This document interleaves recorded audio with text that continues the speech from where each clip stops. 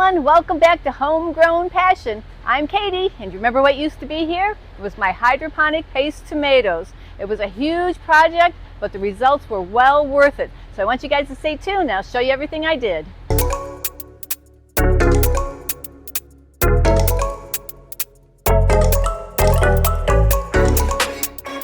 So the first part of this video is all about harvesting all the paste tomatoes and then getting the plants out of here. First thing I had to do before I started that project was change into my long sleeve cleanup shirt, and boy did I get dirty. Well, here's my jungle. Look at these tomato plants. They went crazy. I've tried to kill them so many times. I've hacked them back so I can harvest the tomatoes because I can't even see. I've turned off the water and it didn't do anything to them. And I said, well, let's try to get one more harvest. I turned it back on and they went ballistic again. So I want to do one more harvest. Like I said, I can't see where the tomatoes are, so I'm going to go ahead and start just hacking these guys back because I am going to pull them, and let's see how many tomatoes I get harvested. So I'm just going to start cutting the suckers, make piles, and pull them out because there's tomatoes hidden everywhere. I don't know if you guys can kind of come over here and see that, but that's crazy how if you don't cut all the branches back, you have no idea what's behind them.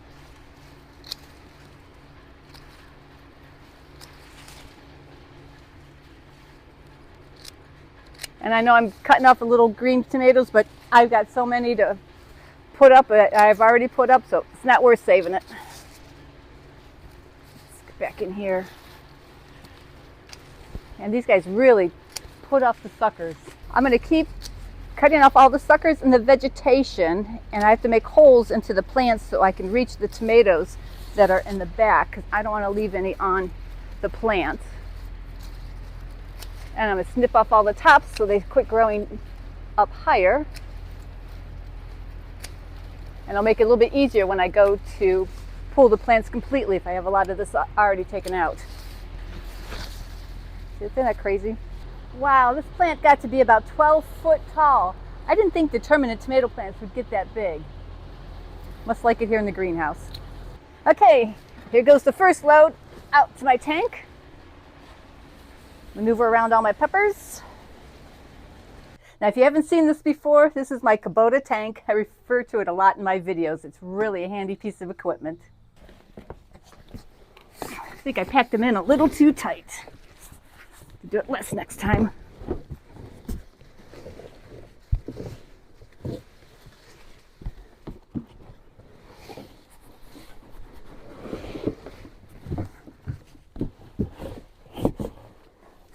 Okay, ready for the next load. This is the third time filling up the tank with the cuttings from those tomato plants, and it holds 6 of these garbage cans full, and this is just the suckers I've been pulling off.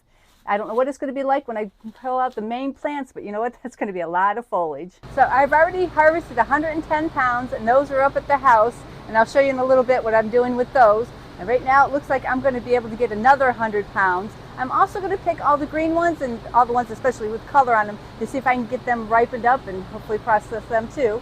But these are so easy to harvest. You just pull them right off. You don't have to go through and clip them like I do with the Robolskis. So I just go through and pull them off. And I'm going to get down on my hands and knees and get the ones on the bottom over here. Found some really big ones hiding underneath the plant. And some one that aren't so ripe. So I'm going to go ahead and put those in a separate bin because I know they'll definitely ripen up. There's a bunch right here. Oh, nice ripe ones.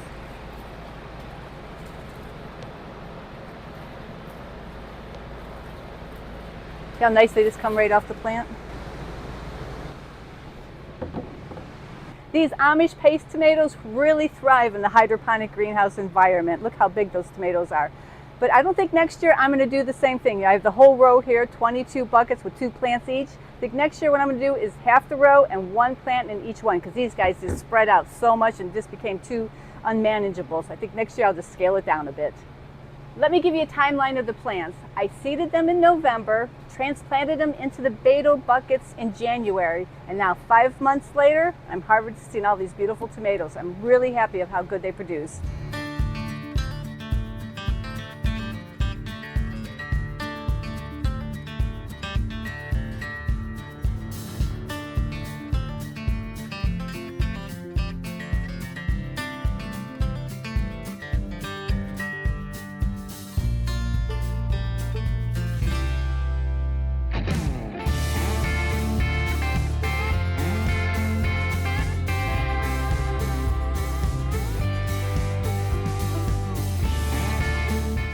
We're up in the kitchen, so I went through all the tomatoes and pulled out the ripest ones that I had, and it filled up these 4 bins. And I went ahead and weighed these guys, so I got 110 pounds of tomatoes sitting here on my counter that I need to process. So I'm really excited. This is the first time I've ever processed tomatoes in the springtime. Usually it's in the fall and I'm still doing my farm market and I'm so busy. Right now I got 3 weeks before the farm market starts and I have time to do this. And I'm going to try to do a couple different things. I think I'm going to do some ketchup, so we'll see what happens. So the first step I have to do is rinse off the tomatoes. So I'm going to put them all in my cauldron, and this is the biggest one that I have, so it's going to take a few loads. But I'm going to rinse them off, and then I'm going to put them down towels because I want the tomatoes to be as dry as possible because it's easier to process. Okay, let's get the bin over next to the sink. It's really heavy, so I can get them rinsed off.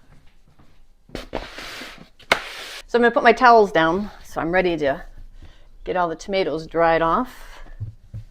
Because you want to get all the water out as possible. So I'm just going to make a huge pile over here. And let me start getting them in the colander so I can rinse them off. Some of them still have the little green parts. I'll take that off. And these are really nice tomatoes. Really happy with the crop this year. You know, I've never grown them inside the greenhouse before. And they really like the tomato formula. Wow, look how big that guy is. Pretty cool. Okay, nice cool water.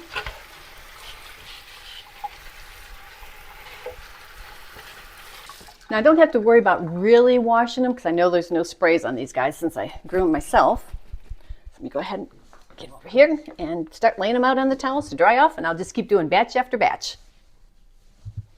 Well, I got the first bin all rinsed and washed off, pat them dry a little bit. So I think with this first batch, I am going to oven roast them. So I got the oven set for 325 on convection bake because that has the air circulating around and gets them dry faster. Because I do like to freeze some tomato sauce, and the roasted taste, oh my gosh, it's so good for pizza. So once I get these guys dried, I'm going to take them over the cutting board and get them cut up. Okay, let's get these transported over to my island so I can start cutting them up. Oops, as I drop them. Boy, this is a nice batch of tomatoes. There is not one bad one. I've never had paste tomatoes this nice. And like I said earlier, this early in the year, and get this done. Wow. Okay, let's take them over and get them cut up. So usually when I do oven roasted tomatoes, I use cookie sheets with parchment paper, and they get a little flimsy and some fluid can go everywhere and burn the cookie sheets. So I decided to try my roasting pans and line it with foil, and these are a little bit sturdier and higher side, so I think it would be a lot better. So all I need to do is just cut off the little bit of the top, and these I save and send them out to my chickens because they really enjoy the tomatoes. Nice little treat for them. So I'm going to just do a nice layer in the roasting pan. And once I get about 3 pans done, now I can fit in the oven, I will set it in there and just keep an eye on them. And when they look nice and curled up and brown, then I'll take them out. Well, I have this pan ready to go, so I'm going to put some salt. And I just heard the oven beep, so it hit its temperature of 325 for the convection. And I'll put it in for about 45 minutes. So after I took the tomatoes out of the convection oven, because I roasted them at 250 for about 45 minutes, I put them in a pot and used my immersion blender and blended them all up to grind up the skins and the seeds. And then I ran that mixture through a sieve, and it really did a good job of getting all the seeds and the skins out and left me with a nice paste. But it was still too runny, so I went ahead and put it back into the roasting pan, popped it back into the oven for another hour at, again, 250 degrees on convection. And that sauce got so nice and thick, it is just amazing. And the flavor of roasting it really brings out the sugars and makes it taste really good. So this is what I ended up with. I have 6 gallons of sauce. And that's for my initial 110 pounds of tomatoes. And I also did something I've never done before. I made a gallon of homemade ketchup, and oh, that's really good too. So I think I'm going to do a video just showing my step-by-step of roasting and the oven and the sieve and everything else, just to show you guys my step-by-step in case you guys want to follow around and do this recipe, because it really worked out good.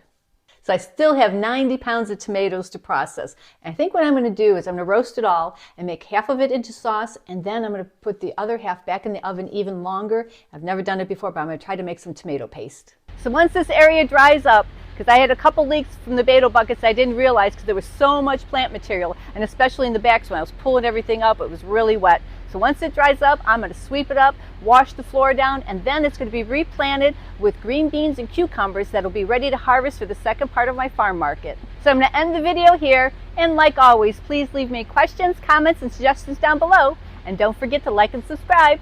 We'll see you guys next time.